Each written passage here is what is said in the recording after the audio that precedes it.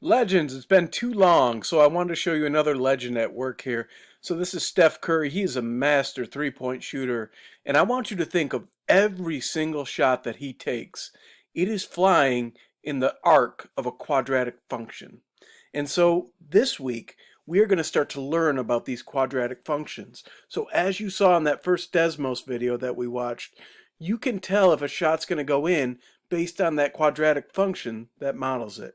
So think Steph, think big, and let's dominate these quadratic functions. Now, before we become Steph Curry, we got to start with the basics. So I don't know if you all remember from the beginning of the year, but we called this red curve a parabola. And the parabola is the shape of a quadratic function. Just like Steph's shot, it kind of goes up in a nice arc. It hits this high point called the maximum, and then it comes back down. So we are going to be learning the basics of quadratic functions so we can become like Steph Curry.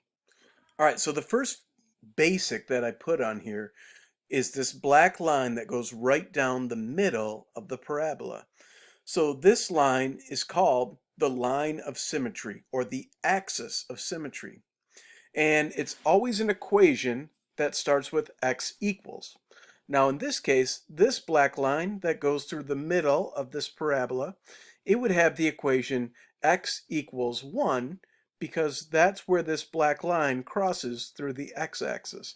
So when you're working on IXL today, what you want to do is you want to think of an imaginary line that would split the parabola in half and then figure out what x number does that line go through. And that's going to be the equation of the axis of symmetry. All right, so the next point that we're going to talk about is called the vertex. The vertex is a really important point in a parabola. And so as you can see in this parabola, as I go from left to right, as it increases, what happens when it hits the vertex right here at the very top is it starts to change direction and go down. And the vertex is always the highest, or in some cases, the lowest point of the parabola.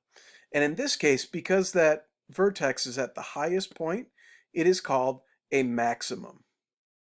So here's our next basic idea of a parabola, or the graph of a quadratic function. This point right here, this black point, it is located on the y-axis. So just like a line, a quadratic function can have a y-intercept. So in this case, we see that our graph crosses the y-axis at y equals 3. So today, when you're working on IXL, if they ask you what is the y-intercept of the parabola, all you need to do is look at the graph and find where the curve crosses the y-axis. And that's going to be where your y-intercept is located. All right, everybody, it's time for our last basic term. These points right here, the green one and the purple one, they are extremely important.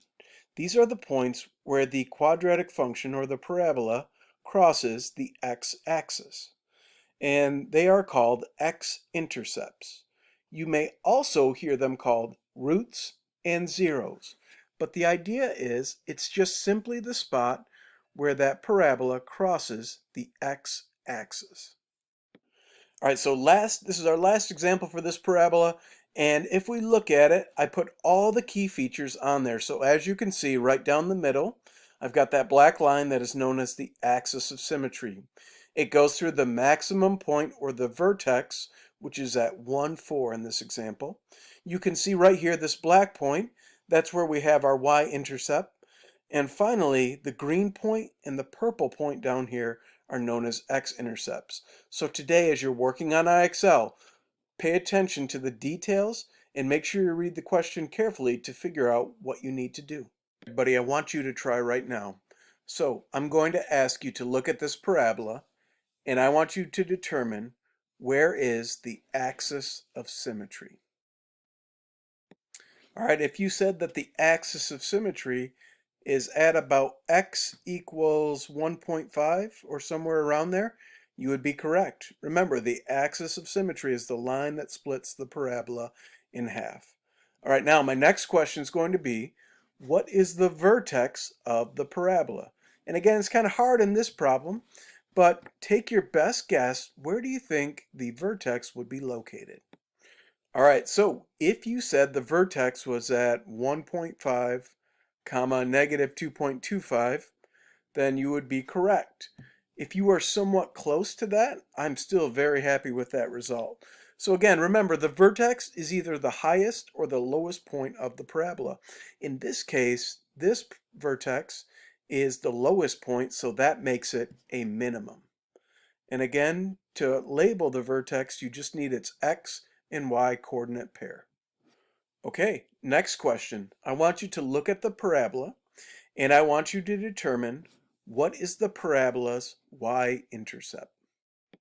If you said the y-intercept is at 0, 0, you would be correct. Nice work. I knew that you all could do this. So my last and final question, I would like you to look at that parabola, and I would like you to determine where the x-intercepts are located. Remember, an x-intercept is where the curve crosses the x-axis. If you said the x-intercepts are at 0, 0 and 3, 0, you would be correct. Again, all we're looking for is where does that red curve cross through the x-axis. Now, I know that this was a quick video, and there's a lot more that we have to do with this, but for now, you're all starting to become like Steph.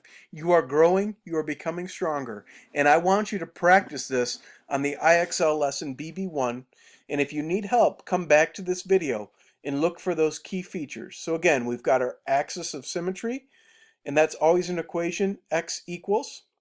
We have our vertex, which is either our minimum, as in this case, or as in our previous example, it could be the maximum. We have our y-intercept, which is where the curve crosses the y-axis, in this case at 0, 0. And we also have our x-intercepts, which would be where the curve crosses the x-axis. And here it's weird because this x-intercept 0, 0 is the same as the y-intercept, and that can happen. Don't be surprised by that. And finally, our last x-intercept was at 3, 0. Everybody, let's try our best to be like Steph. Stay legendary, everyone.